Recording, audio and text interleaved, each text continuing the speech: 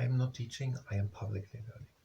But hi and welcome to Learning for the Life in UK test part 294. The government, the Prime Minister, that is on the page 130, while doing leg stretching, and if you participate in the leg stretching, it is at your own risk. So we start with the first exercise, both legs long out, and the toes are together, so not apart. You can lean in front with the round back also, and pull the toes a bit in. So, the Prime Minister. Heard a few one. Maybe we're going to have them all in the appendix. But let's look once here. This we had. The first one was Sir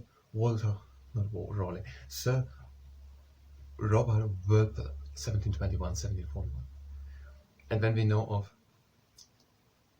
not so many in the time between. There was one more, I think, in between. Yes, Wellington, after the Battle of Waterloo. And then Winston Churchill, 1941, 1945, and then again 1949, 1956. In between there was, that should be known, that could be important. It was Clement Attlee. And who was the one of the national things? I know one of them name in the middle of the night.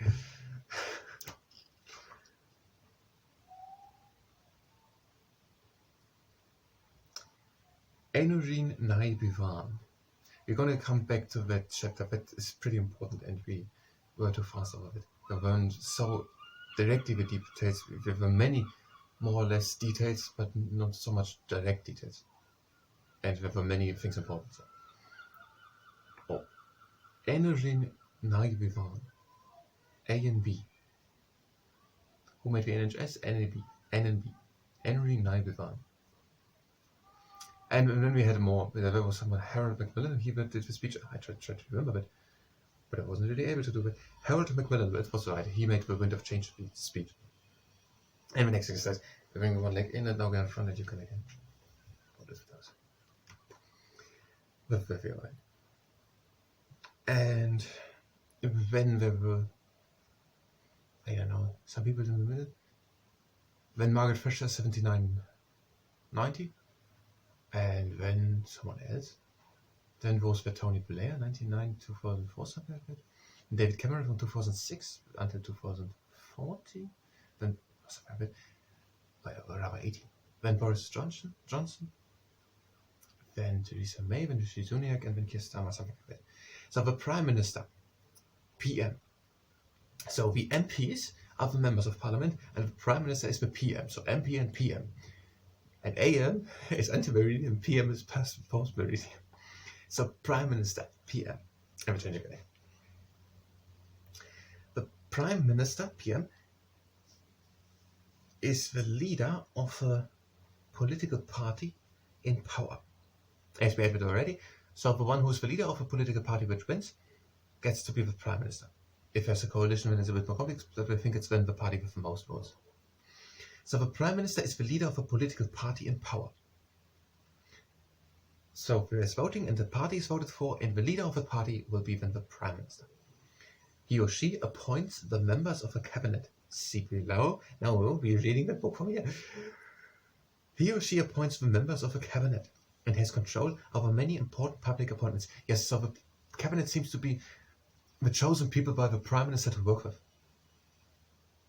We're going to read what they write. I said it a couple of times in the past previously, but I had no idea what it is. But I think the cabinet is in it. So the Prime Minister, the leader of a party which had won, appoints members to the cabinet, and he or she has control over many important public appointments. The Prime Minister is important. We had something with the Archbishop. It's done by the monarch, but mostly it's done by the Prime Minister. That was page 67. No. Yes, it was. The monarch has the right to select the Archbishop and other senior church officials, but usually the choice is made by the Prime Minister and a committee appointed by the church. So, we're going to the next exercise. It is the car racer. So, both legs in 90 degrees. We're going with the hands to the knee, which is behind of us, and we're leaning with the shoulder in front to the knee, which is in front of us. So the Prime Minister appoints the people to the cabinet, And the Prime Minister has also a lot of control over other public appointments.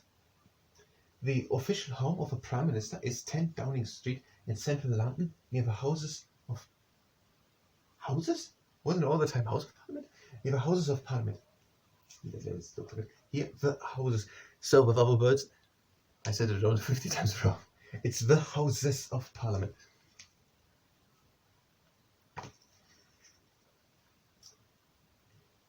So, the official home of a Prime Minister is 10 Downing Street in central London, near the House of Parliament. He or she also has a country house outside London called Sugar. I'm staying with Sugar. So, the Prime Minister, he has an official address, an official home. And that is 10 Downing Street. It would be so easy if we ask it. So, 10 Downing Street. So, in London there's a street, and its name is Downing Street. And there are a couple of homes. And someone is living in house number 8, someone in house number 9. And in house number 10, there's the Prime Minister living. And so they are living, so maybe that is not clear, so that doesn't know anything. They are living there for the time of their time where they have that job there. So they are moving in when they get the Prime Minister, and then they're moving out again if the next one comes in, when they are done with that job. And the next exercise, no, not the next exercise, we change the sides. So the Prime Minister has the official address 10 Downing Street, the official home. And that is in central London, and it's near to the Houses of Parliament. And the Prime Minister has also a country house, and that is outside of London. It is called Chequers, spelled Chequers. Chequers.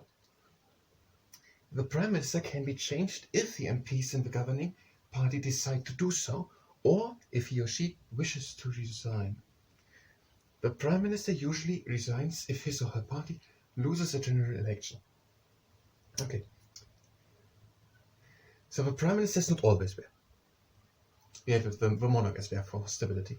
So the Prime Minister can be changed if the MPs in the governing party decide to do so. So it's on political party, which he leads.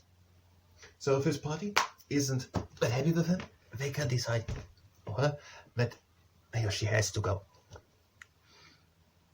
And the next exercise, the 1990 again with the legs, and we're just going a bit different. So it can happen that if the party of the Prime Minister is not happy with the Prime Minister, or usually it happens, or if the Prime Minister resigns, and usually the Prime Minister resigns when the party loses the general election. So when after 5 years there's another general election, and maybe the party doesn't get so many votes anymore, now the Prime Minister resigns and a new one comes in, the leader of the other party.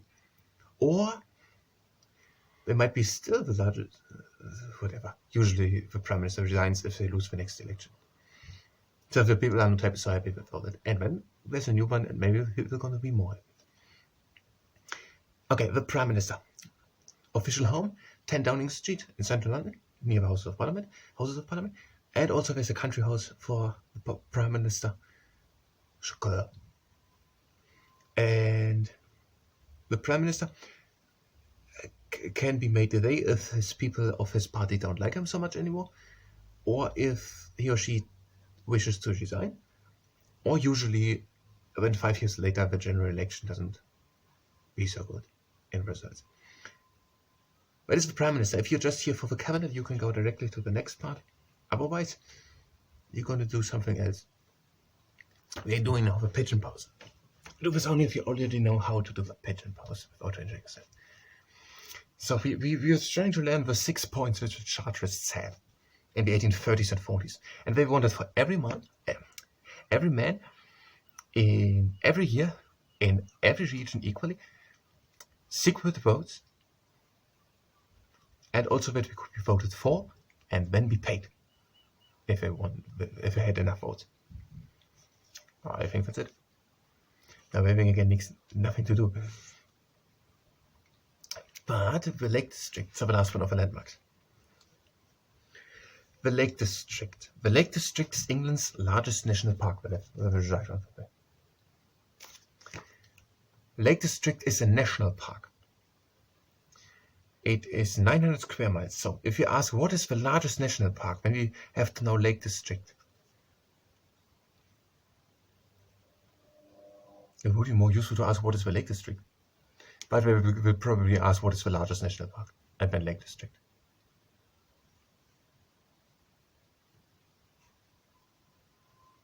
If we would be asked what is the Lake District, we would think, and we would have these pictures for our eye. And we would think about it.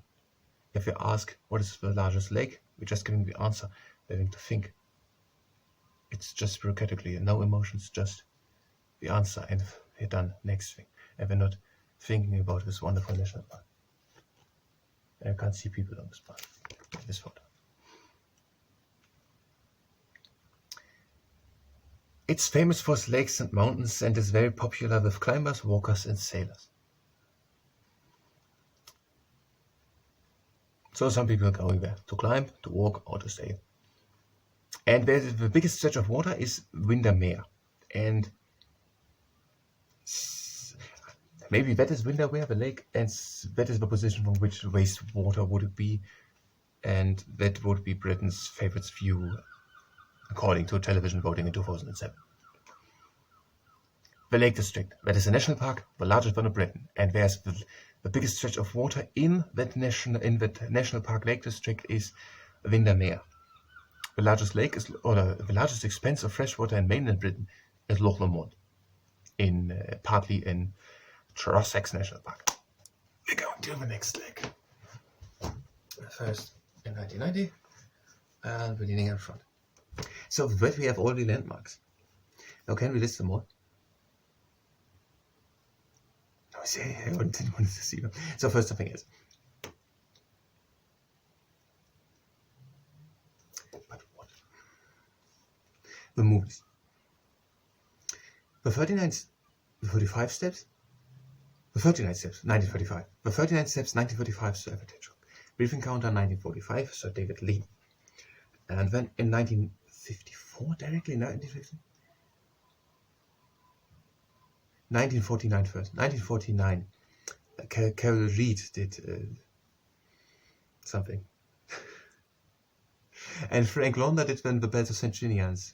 So Carol Reed did, I don't know. The next one would be 1954, The Bells of St. Ginians, Frank Launder, 1954. And then Lawrence of Arabia, 1962, Sir David Lean. And out into the pigeon pause, only if you know how to do it. And then 1969, Woman in Love, Ken Russell. And 1973, Don't Look Now, Nicholas Roeg. 1981, Chariots of Fire, Hugh Hudson. 1984, Killing Fields, Roland Druth. 1994, Four Weddings and a Funeral, Mike Newell. And then 2003, Touching the White Kevin MacDonald. The third man did Carol Reed in 1949. So, now the UK landmarks. It started with the Elizabeth Tower, or the Big Ben. Which is in London. I don't know, did they say that much more? They said that the clock has the nickname Big Ben. Okay, that seems to be the official nickname. A nickname is not the official name, but that seems to be actually a nickname. But most people are calling the clock, the whole thing. Many people seem to call that whole thing Big Ben. It's the Elizabeth Tower. In honor to the 2012 diamond, I think, jubileum of Queen Elizabeth II. And when they had the Project Green, or the Eden Project, that is in Cornwall, and where the people are doing environmental projects and social projects, it's a charity, and there are different climates in between, and so that the plants from all over the world can grow in. Then on the other side, dude, we had this Loch Lomond and Trossachs National Park. That is in. We're gonna do it with a map. It's like beneath the camera. It's and that is, I think, that was in West Scotland. The largest lake there is the Loch Lomond, and it seems to be the largest one of Britain or something like that. And when we had, I don't know, the Tower of London, that is in London, it started to be built after the Norman Conquest in 1066 by William the Conqueror. Where the people are the Yemen warders or the beef eaters who are touring the visitors. The London Eye Wars were also. And that was pigeon house. And we're just having the sounds of our feet together.